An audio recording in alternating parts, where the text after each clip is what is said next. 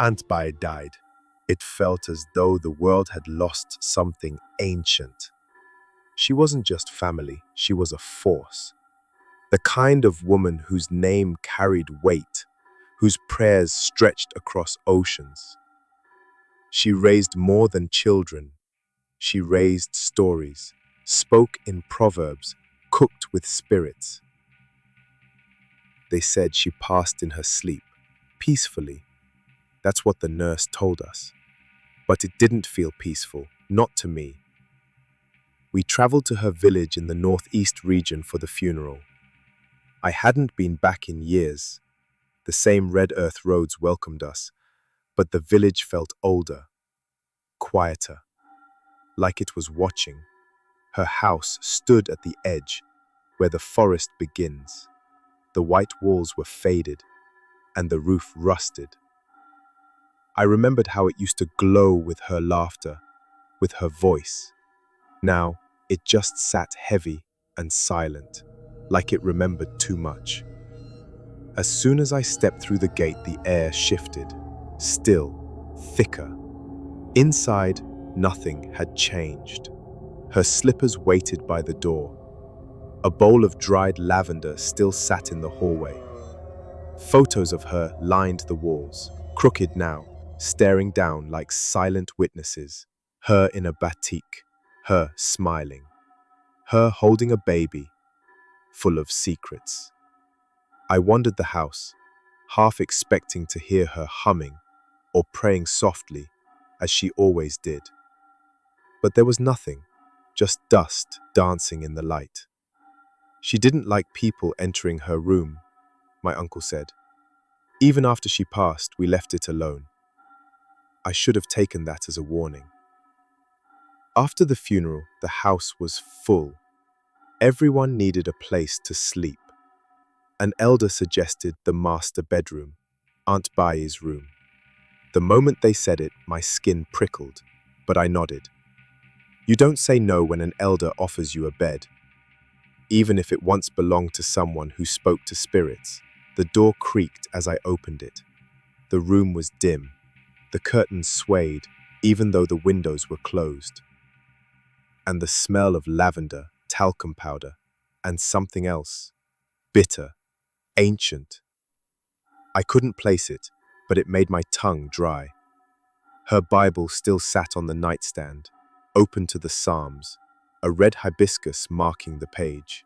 Her nightgown hung on the chair, the same yellow one she wore after evening service. The bed was made too perfectly, like someone had just finished smoothing it.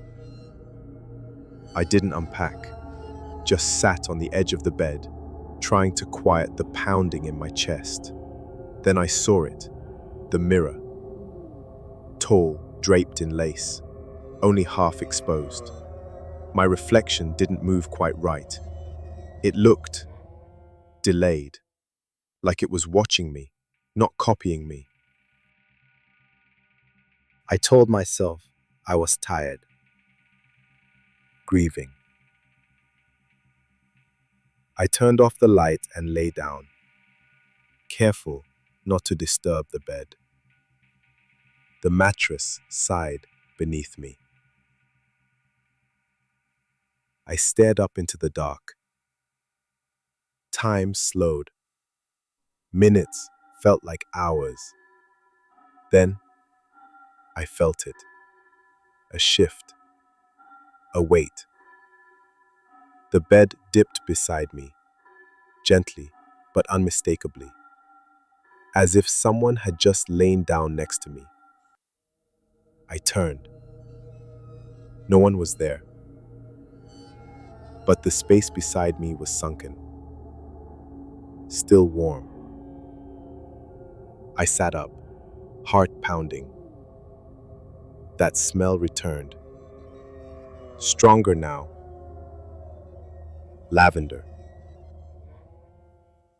powder, and underneath, that bitter scent again, like burned shea butter and old sorrow. Then I heard it, breathing, wet, labored. slow, like someone in the final days of illness. It was behind me, close, right by my ear. The breathing I didn't stop. froze. It grew steadier, like it belonged there. I tried to pray. Words came in fragments, half verses, snippets of hymns from childhood, but the breathing grew louder, heavier. I turned on the lamp. No one was there. But the dent in the bed was deeper. The room was warm, too warm, and the scent overwhelming. I scrambled to the door. My hand barely touched the knob when, bang!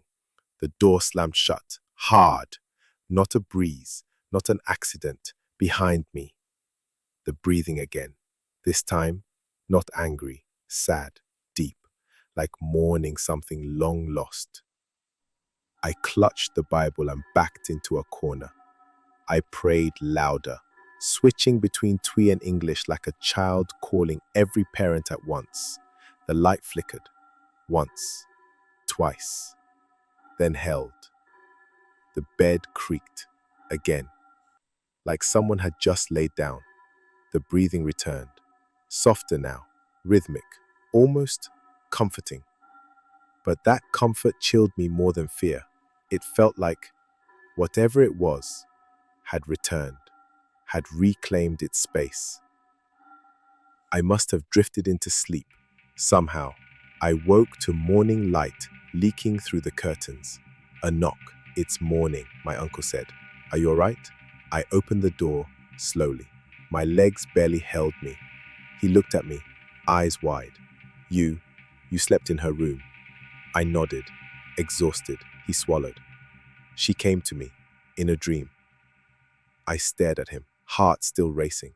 She was sitting at the edge of the bed, not angry, just watching. And she said, he paused. She said someone was lying in her spot. I left that morning. I didn't eat, didn't say goodbye. I caught the first bus back to Bitisan. I haven't returned to that house. They say it's still there, untouched, like she never really left. Some say the curtains still move when there's no wind.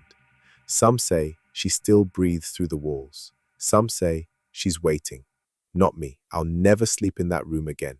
So if you ever visit someone's home and their room remains untouched after they're gone, don't assume it's just a room. Don't lie in beds where memory still lingers, because some souls don't rest quietly. Some sleep with one eye open, and if you lie in their place, they might just wake up beside you.